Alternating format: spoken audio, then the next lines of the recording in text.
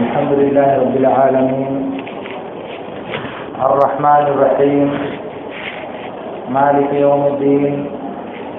وأشهد أن لا إله إلا الله وحده لا شريك له وأشهد أن محمدا عبده ورسوله أما بعد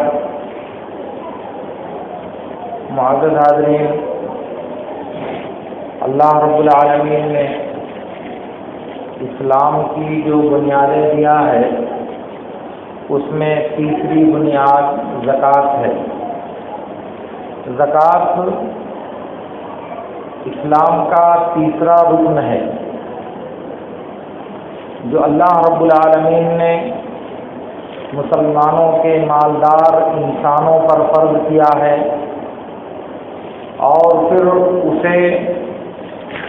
غریبوں، ناداروں اور ضرورت مندوں پر خرچ کرنے کا حکم دیا ہے۔ بخاری اور مسلم کی روایت میں ہے، اللہ کے رسول صلی اللہ علیہ وسلم نے فرمایا، فَأَعْلِمْهُمْ أَنَّ اللَّهَ قَدِ افْتَرَضَ عَلَيْهِمْ زَكَاةً فِي أَمْوَالِهِمْ تُؤْخَذُ مِنْ أَغْنِيَائِهِمْ فَتُرَدُّ عَلَى فُقَرَائِهِمْ۔ اللہ کے نبی صلی اللہ علیہ وسلم نے جب معاذ بن جبل کو یمن کی طرف بھیجا تھا تو ان کو جو تعلیمات دی تھیں ان میں سے ایک بات یہ بھی تھی کہ تم ان کو بتاؤ کہ اللہ تعالیٰ نے ان کے مالوں میں زکوٰۃ فرض کیا ہے جو مالداروں سے لی جائے گی اور فقیروں کو لوٹائی جائے گی یا فقیروں کو دی جائے گی۔ تو معلوم ہوا کہ اللہ رب العالمین نے زکوٰۃ کو مالداروں پر فرض کیا ہے، اور اس فرضیت کا مقصد بھی اللہ رب العالمین نے قرآن کریم میں بیان فرمایا ہے۔ اللہ تعالیٰ نے کہا، خذ من اموالہم صدقۃ تطہرہم وتزکیہم بہا، کہا کہ ان کے مال کی زکوٰۃ آپ لیجئے، اس زکوٰۃ کے ذریعہ آپ انہیں پاک اور صاف کریں گے اور ان کا تزکیہ کریں گے، ان کے نفس کا بڑھاوا کریں گے۔ تو معلوم یہ ہوا کہ زکوٰۃ کی فرضیت کا دو مقصد ہے۔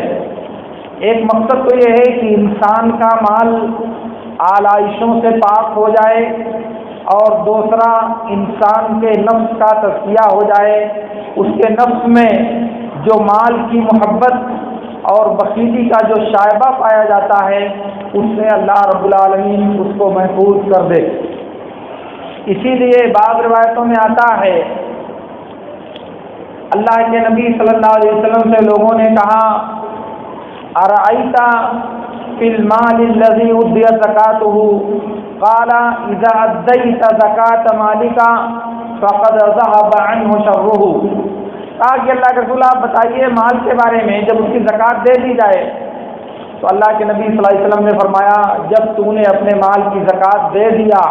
تو اس میں جو شر تھا وہ سب ختم ہو گیا۔ گویا کہ زکوٰۃ دینے کے بعد مال میں جو شر، جو عیب اور جو بخل کا شائبہ پایا جاتا ہے وہ ختم ہو جاتا ہے، اور انسان کا باقی مادہ مال پاک اور صاف ہو جاتا ہے۔ اسی لیے اللہ کے نبی صلی اللہ علیہ وسلم نے اس بات کی بشارت دیا ہے۔ آپ نے کہا کہ ثلاث احلف علیہن، تین باتیں ایسی ہیں جن کی میں قسم کھاتا ہوں اور جو میں قسم کھا کر کے کہتا ہوں۔ ان تین معاملوں میں سے ایک بات یہ ہے، ما نقص مال من صدقہ، کہ صدقہ کی وجہ سے کبھی انسان کا مال کم نہیں ہوتا۔ زکوٰۃ نکالنے کی وجہ سے، خرچ کرنے کی وجہ سے انسان کا مال اللہ رب العالمین کبھی کم نہیں ہونے دیتا۔ کیوں کم نہیں ہوتا؟ اس لیے کہ بخاری کی ایک دوسری روایت میں ہے، اللہ کے رسول صلی اللہ علیہ وسلم نے ارشاد فرمایا،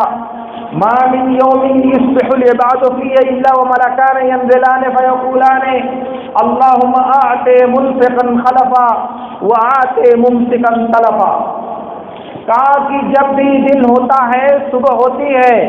تو اللہ کی طرف سے دو فرشتے نازل ہوتے ہیں، اور وہ دونوں فرشتے کہتے ہیں کہ اے اللہ، خرچ کرنے والے کو اس کا بدل تو دے دے، خرچ کرنے والے کو اس کا بدل تو عطا کر دے۔ اور دوسرا کہتا ہے کہ جو آدمی مال کو خرچ نہیں کرتا تو اس کے مال کو برباد کر دے، جو مال اللہ کی راہ میں نہیں خرچ کرتا تو اس کے مال کو تباہ کر دے۔ تو یہ فرشتے روزانہ دعا کرتے ہیں۔ اس کا مطلب یہ ہوا کہ جو انسان اپنے مال کو خرچ کرتا ہے، اپنی مال کی زکوٰۃ نکالتا ہے، اس کو اللہ تعالیٰ اس کا بدلہ دنیا میں بھی عطا کرتا ہے۔ اور یہ جو فرشتے دعا کرتے ہیں اللہم آت منفقا خلفا، خلف کے معنی جانشین، جو چلا گیا اس کی جگہ قبر کرنے والا، تو ایک مال نکلا دوسرا مال اللہ تعالیٰ اس کی جگہ پر بیچتا ہے۔ یہ اللہ رب العالمین کا نظام ہے۔ اسی لیے اللہ کے نبی صلی اللہ علیہ وسلم قسم کھاتے تھے کہ صدقہ کرنے کی وجہ سے کبھی کسی انسان کا مال کم نہیں ہوتا۔ ہاں یہ ضرور ہوتا ہے کہ انسان کا نفس پاک ہو جاتا ہے، انسان کے دل میں دنیا کی جو محبت پائی جاتی ہے وہ محبت کمزور ہو جاتی ہے، اور انسان کے دل میں دین کی جو عظمت اور اللہ کی جو محبت پائی جاتی ہے اس میں بڑھاوا ہوتا ہے۔ لیکن جب انسان خرچ کرتا ہے یہ سوچ کر کے کہ اللہ رب العالمین نے مجھے دیا ہے اور مجھے خرچ کرنے کا حکم دیا ہے، میں خرچ کروں گا تو اللہ رب العالمین خوش ہوگا، اللہ رب العالمین کی رضامندی حاصل ہوگی، تو ایسے انسان کو اللہ رب العالمین ان برکتوں سے نوازتا ہے۔ اس لیے زکوٰۃ اللہ رب العالمین نے تمام مالداروں پر فرض کیا۔ مالدار کون ہے؟ اسلامی شریعت میں اللہ کے نبی صلی اللہ علیہ وسلم نے فرمایا لا زکوٰۃ فی ذہب حتی یبلغ 20 مثقالا، کہا کہ سونے میں اس وقت تک زکوٰۃ نہیں ہے جب تک وہ 20 مثقال نہ ہو جائے، اور ولا زکوٰۃ فی ورق حتی یبلغ 100 درہم، اور کسی چاندی میں زکوٰۃ نہیں ہے یہاں تک کہ وہ 200 درہم ہو جائے۔ ان کا جب پیمانہ لگایا جاتا ہے تو اللہ کے نبی صلی اللہ علیہ وسلم نے دوسری روایت بخاری اور مسلم کی کہ 5 اوقیہ سے کم چاندی میں زکوٰۃ نہیں ہے، اور 1 اوقیہ 40 درہم کا ہوتا ہے، اور 5 اوقیہ جب بنایا جائے تو 200 درہم بنتا ہے۔ ان کو موجودہ پیمانے میں جب دیکھا جائے تو سونا 7.5 تولہ بنتا ہے اور چاندی 52.5 تولہ بنتی ہے، اور گرام سے دیکھا جائے تو تقریباً 90 گرام سونا ہوتا ہے، یہ سونے کا نصاب ہے، اور چاندی تقریباً 685 یا 600 کچھ گرام ہوتا ہے کہ اگر اتنا چاندی انسان کے پاس ہو تو اس میں زکوٰۃ واجب ہوتی ہے۔ اب سوال یہ ہے کہ روپے اور پیسے میں زکوٰۃ کیسے واجب ہوگی، کیونکہ سونے میں زکوٰۃ کا نصاب 90 گرام یا 685 یا 50 گرام، تو روپیہ تو نہ سونا ہے اور نہ چاندی ہے۔ اس سلسلے میں یہ بات یاد رہنی چاہیے کہ جو روپیہ کاغذ کا یہ جو ورق روپے کے نام پر یا سکے کے نام پر ہم استعمال کرتے ہیں، یہ روپیہ در حقیقت عالمی معیار کے مطابق اور ملکی حکومت کے مطابق یہ دراصل سونے کا بدل اور اس سونے کا معاوضہ ہے جو سونا ورلڈ بینک میں حکومتیں جمع کرتی ہیں۔ عالمی بینک میں حکومتیں جو پیسہ جمع کرتی ہیں اسی سونے کا بدل ہے یہ سکہ، یہ روپیہ، اور اسی سے ان روپیوں کی مالیت متعین ہوتی ہے کہ آپ کا کتنا سونا ان عالمی بینکوں میں ہے۔ اس لیے سونے کی مقدار جس قدر زیادہ ہوتی ہے اسی قدر روپے کی قیمت اور اس کی ویلیو بھی زیادہ ہوتی ہے۔ تو دراصل یہ روپیہ سونے کا بدل ہے، اس لیے روپے کی جو زکوٰۃ ہے وہ اسی سونے کی زکوٰۃ ہے جو اللہ رب العالمین نے فرض کیا ہے۔ اس لیے اگر کسی انسان کے پاس اتنا روپیہ ہے کہ جس سے وہ 7.5 تولہ سونا خرید سکے، سونا نہیں ہے لیکن روپیہ ہے، تو اس پر زکوٰۃ فرض ہے کہ وہ زکوٰۃ دے۔ لیکن اگر اس کے پاس سونا 7.5 تولہ سونا خریدنے بھر کا پیسہ نہیں ہے، 4 تولہ سونا ہے اور 5 تولہ یا 4 تولہ خریدنے بھر کا اس کے پاس روپیہ ہے، تو ایسی صورت میں دونوں کو جوڑ کر کے اس کی زکوٰۃ دینا فرض ہے، کیونکہ روپیہ ہم نے فرض کیا کہ وہ سونے کا بدل ہے، تو اس لیے یہ روپیہ اور سونا دونوں ملا کر کے ایک ساتھ دونوں کی زکوٰۃ دی جائے گی۔ ایسا نہیں کہ وہ سونا ہے اور یہ کاغذ ہے دوسرا ہے، یہ کاغذ اسی لیے مالیت رکھتا ہے کہ وہ سونے کا استعارہ یا اس سونے کا مبادلہ ہے، اس لیے دونوں کو جوڑ کر کے اس کی زکوٰۃ ادا کی جائے گی۔ البتہ اگر کسی انسان کے پاس 52.5 تولہ چاندی کی مالیت پائی جاتی ہے، یعنی تقریباً 50-60 ہزار روپیہ اگر اس کے پاس ہے، تو افضل ہے کہ وہ زکوٰۃ نکالے۔ دونوں میں فرق ہے، ذرا سمجھیے گا۔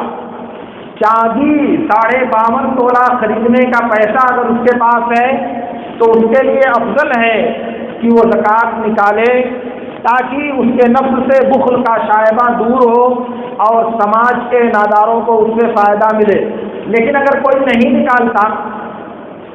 اتنا پیسہ اس کے پاس 60-70 ہزار روپیہ ہے، سال بھر سے رکھا ہوا ہے، اور پھر بھی زکوٰۃ نہیں نکالتا، تو ہم اس کو مجرم یا گنہگار نہیں قرار دے سکتے،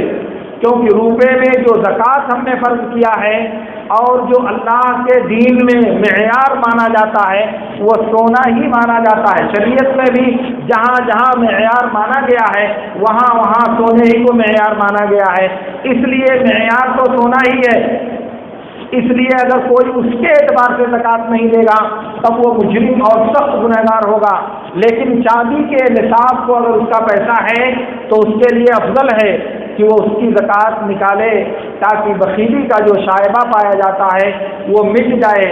اور وہ اللہ رب العالمین کے ہاں اجر کا مستحق ہو سکے۔ اور اسی طرح سے زکوٰۃ غلوں اور پھلوں میں واجب ہوتی ہے۔ غلوں اور پھلوں کی زکوٰۃ دینے کا طریقہ یہ ہے کہ جس دن اس کو کاٹ کر اس کو تیار کر کے گھر لایا جائے اسی دن ان میں زکوٰۃ دینا فرض ہوتا ہے، اور اس کا نصاب یہ ہے کہ 7.5 کنٹل غلہ یا پھل، 7.5 کنٹل غلہ یا پھل، جس کو عربی زبان میں 5 وسق کہا جاتا ہے۔ ایک وسق میں 60 سا ہوتا ہے اور ایک سا میں 2.5 کلو ہوتا ہے، تو اگر اس کو ٹرانسلیٹ کر کے آپ نکالیں گے تو وہ 7.5 کنٹل کے قریب ہوتا ہے۔ تو اگر کسی کے پاس غلہ یا پھل 7.5 کنٹل پیدا ہو تو اس پر زکوٰۃ فرض ہوگی۔ البتہ اس زکوٰۃ کو ادا کرنے کا 2 طریقہ ہے۔ ایک طریقہ یہ ہے کہ اگر وہ غلہ یا پھل آسمان کی بارش سے پیدا ہوا ہے اور آپ کو اس میں پانی نہیں دینا پڑا ہے، باقی خرچ آپ دیتے ہیں، اس کا شریعت نے اعتبار نہیں کیا ہے، آپ کھاد ڈالتے ہو، آپ پھل چلاتے ہو، آپ بیج ڈالتے ہو، آپ اور بھی بہت کچھ کرتے ہو،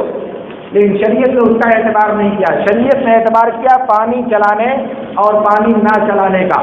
تو اگر آپ نے اس میں پانی نہیں دیا ہے، آسمان کی بارش سے، نہر کی بارش سے، چشمے کی بارش سے پیدا ہوا ہے اور آپ کی محنت اور آپ کے خرچ کا اس میں دخل نہیں ہے، تو آپ 10واں حصہ زکوٰۃ دو گے، یعنی ہر 10 کلو میں 1 کلو، ہر 10 کنٹل میں 1 کنٹل آپ کو زکوٰۃ دینی ہوگی۔ اور اگر آپ نے اپنی طرف سے سینچائی کیا ہے، پمپنگ سیٹ سے، کنویں سے، رہٹ سے اور بھی کسی چیز سے آپ نے پانی دیا ہے، آپ کی محنت لگی ہے، آپ کا خرچ لگا ہے، تو ایسی صورت میں آپ کو 20واں حصہ زکوٰۃ میں دینا ہے۔ 20واں حصہ کا مطلب یہ ہوا ہر 20 کلو میں 1 کلو، ہر 20 کنٹل میں 1 کنٹل آپ کو زکوٰۃ دینا ہے۔ 100 کلو اگر آپ کے پاس ہے تو آپ کو 20 کلو زکوٰۃ دینی ہوگی۔ یہ اللہ رب العالمین نے متعین کیا ہے زکوٰۃ دینے کا طریقہ غلوں اور پھلوں میں۔ اور اسی طرح زکوٰۃ فرض ہے جانوروں میں۔ جانوروں کا مطلب ہے اونٹ، گائے اور بکری۔ اونٹ کا نصاب 5 اونٹ ہے، اگر کسی کے پاس 5 اونٹ ہے تو اس میں 1 بکری زکوٰۃ میں واجب ہے، اور اگر کسی کے پاس 30 گائیں ہیں تو اس میں 1 سال کا بچڑا 1 جانور کی زکوٰۃ واجب ہے۔ اور اگر کسی کے پاس 40 بکری ہے تو اس میں ایک بکری زکوٰۃ نکالنا واجب ہے، اور پھر اس کے بعد جیسے جیسے وہ تعداد بڑھتی جائے گی اونٹ میں، گائے میں اور بکری میں، اسی کے بقدر زکوٰۃ کے مختلف نصاب اور مختلف جنس اللہ اس کے رسول نے متعین کیا ہے۔ اونٹ کا نصاب الگ ہے، گائے کا نصاب الگ ہے، بکری کا نصاب الگ ہے۔ یہ تمام چیزیں اللہ رب العالمین نے متعین کیا ہے اور ان میں زکوٰۃ دینا ہمارے اوپر فرض ہے۔ اس لیے ہر ممکن صورت میں ہمیں زکوٰۃ دینے کی کوشش کرنی چاہیے، اور یہ بات معلوم کر کے دینا چاہیے کہ جو زکوٰۃ دی جا رہی ہے، زکوٰۃ کو خرچ کرنے میں، زکوٰۃ کو نکالنے کے بعد اس کے مستحق تک پہنچانے میں ہماری اپنی مرضی نہیں چلے گی، ہماری اپنی چاہت نہیں چلے گی، بلکہ اللہ تعالیٰ نے اس کے مصارف متعین کیے ہیں، ان جگہوں پر اس کو خرچ کیا جائے گا اور اس کے مستحقین تک اسے پہنچایا جائے گا، اور اللہ رب العالمین سے امید رکھی جائے گی کہ اللہ رب العالمین اسے قبول کرے گا۔ اور پھر باقی بات انشاءاللہ بعد میں عرض کرتے ہیں۔ اللہ رب العالمین سے میری دعا ہے کہ اللہ رب العالمین ہمیں ان باتوں کو سمجھنے اور ان پر عمل کرنے کی توفیق عطا فرمائے۔ وآخر دعوانا الحمد للہ۔